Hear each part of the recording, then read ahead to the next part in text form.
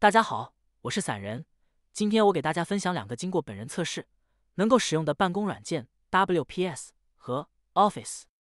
在排除了一些不可信任的下载渠道后，我为大家找到了政府专用精简版的 WPS。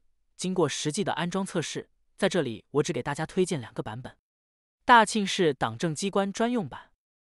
下载安装之后，可以看到页面很干净，没有广告，基础的 Word 和表格能使用。粤正译版。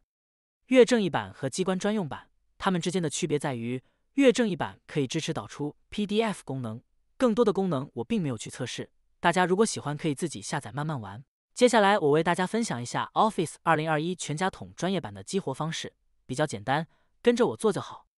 打开百度，输入 Office Tool， 找到 Office Tool 官方网站，在网站的右上角点击下载，在网站的下方找到下载区域，在版本这个区域找到包含框架 zip 压缩包这一栏，鼠标移动到右侧，点击第一个推荐下载。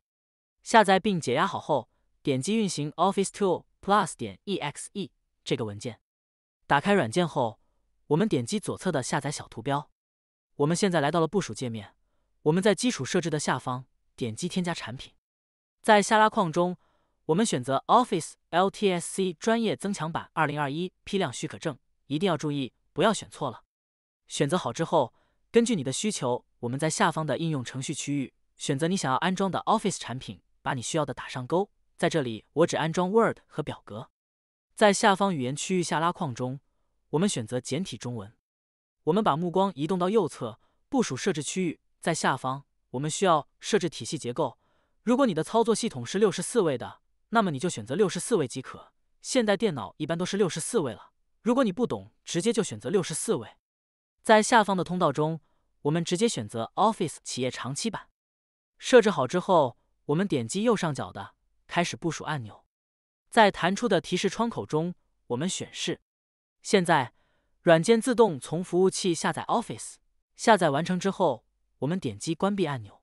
我们在左侧菜单点击钥匙图标，来到激活页面。我们在下方找到许可证管理，点击展开。我们选择 Office LTSC 专业增强版2021批量许可证，不要选错了哦。选择好了之后，我们点击安装许可证。此时弹出了一个对话框，我们点击是。此时在右边的操作结果中，可以看到正在安装许可证。等许可证安装完毕后，我们点击下方的 KMS 管理。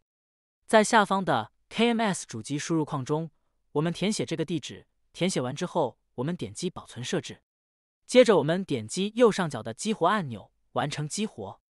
此时我们在右侧的操作结果中可以看到产品已激活成功。